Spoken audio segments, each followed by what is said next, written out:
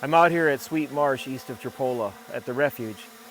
The Refuge closes September 1st through the end of the year or through duck season, however that sign says, and we'll take a look at that in a little bit. Anyway, I know that it closes here in 2 days. I wanted to get out and walk around it before it closes, and I'm going to take you with me. So let's walk around the Refuge here at Sweet Marsh outside of Tripoli. Going to take a walk. Right now I'm going over the spillway outlet from the main pool of water. This will drain through here once it hits a certain threshold, and then it drains out to the Wapsipinicon River through that little creek. Anyway, gonna head out here now to walk around the Refuge.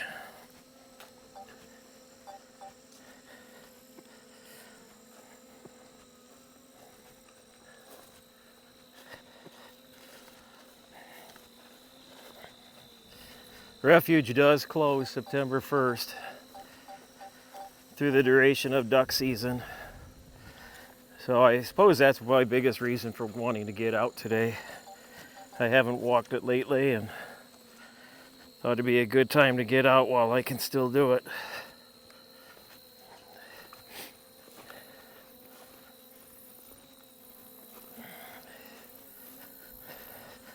These dikes are not specifically a hiking trail. They're service dikes for the DNR staff who maintain Sweet Marsh.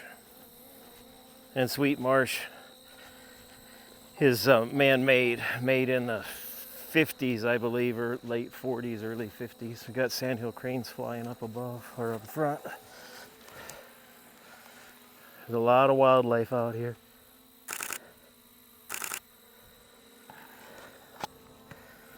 A lot of wildlife. That's what makes Sweet Marsh one of my favorite places to explore. Certainly one of my favorite places in northeast Iowa.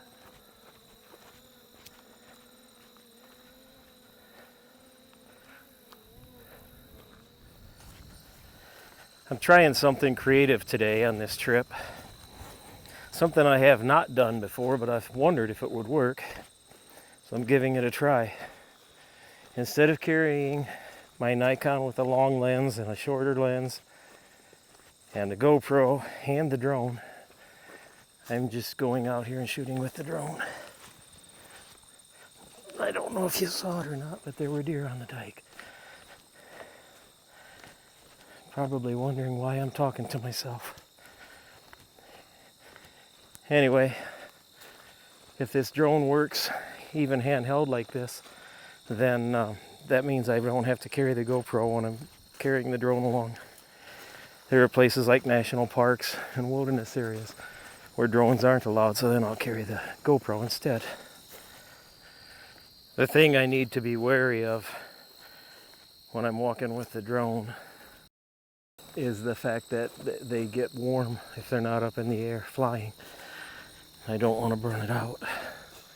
I don't know if I can, but I know it gets very warm if the blades aren't spinning and moving air through it.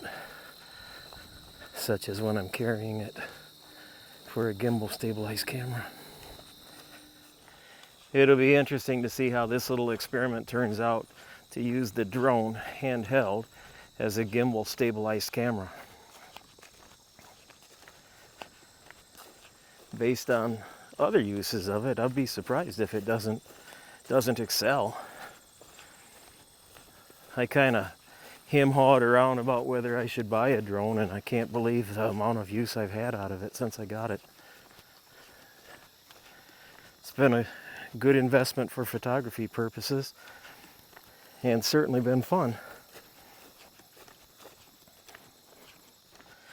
There is a learning curve, though. You don't just buy a drone like this and pop it in the air and expect that it's easy to use right away.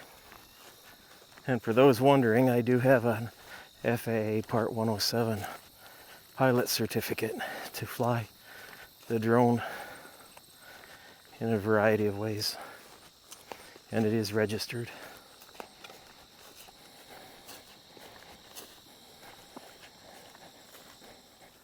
I'm now about 1.25 miles into my hike, and I'm approaching what I would consider a landmark where 3 places of Sweet Marsh intersect, and that is the Refuge meets up with Martin's Lake, or segment B, and then also the Plum Creek Dam.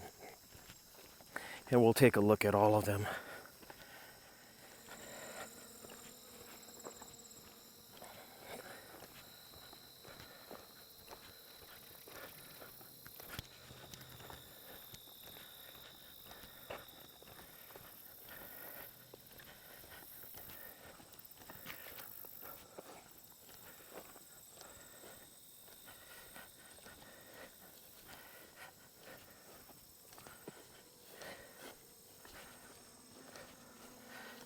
It may appear to be a T intersection here, but it's not. It's just a bent path.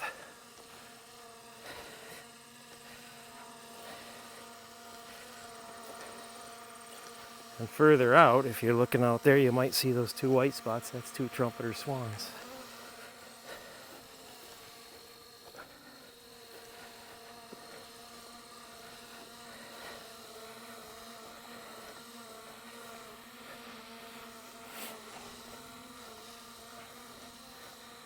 I haven't been to the dam lately, but knowing that they want to put water into Martin's Lake, which is where you see that little ditch, water-filled ditch, they want to fill that. I would guess there's not much water, if any, going over the dam. Let's go take a look.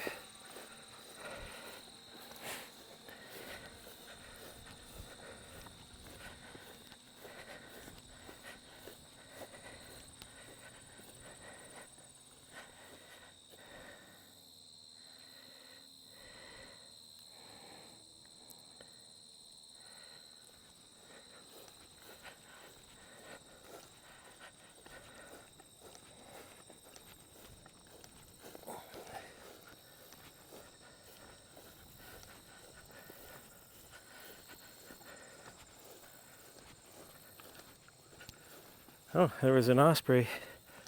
Just caught a fish. Or at least went after one. I don't know if it caught one or not. Maybe.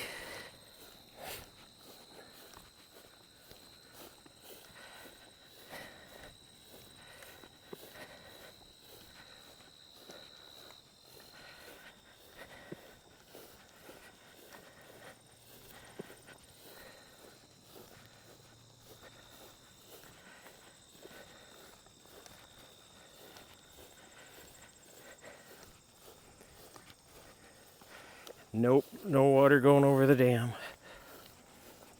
As expected, they're running what little water there is over to Martin's Lake, I would guess.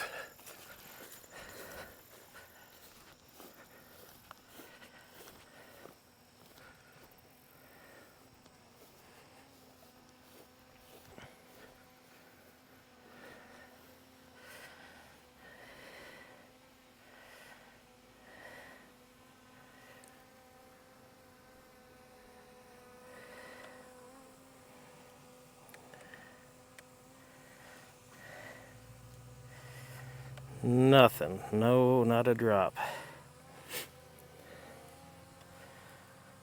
But that's okay. It's part of the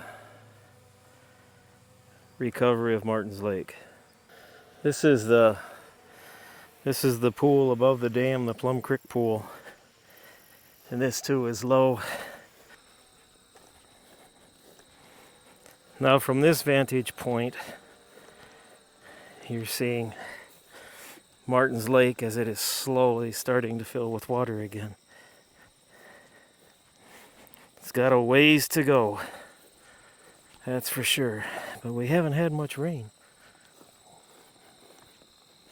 We got some last night, but that wasn't enough to fill Martin's Lake.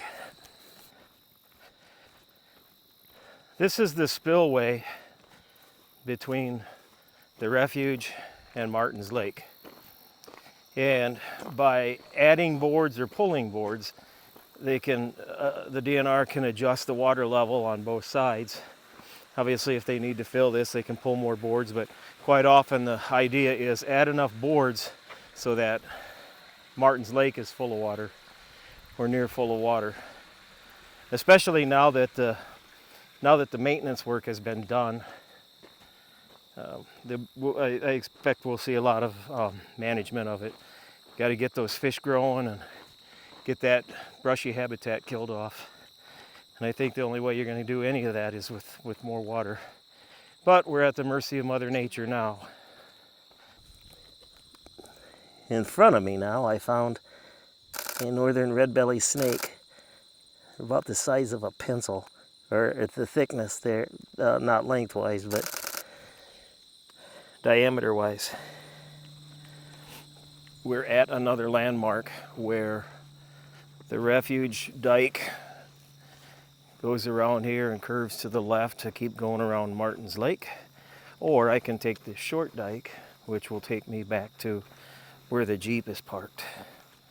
And that's the option I'm going to take today, since my purpose for this video was to document the Refuge.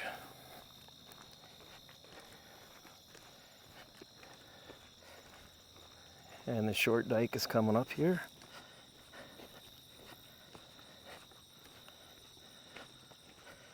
It's right here.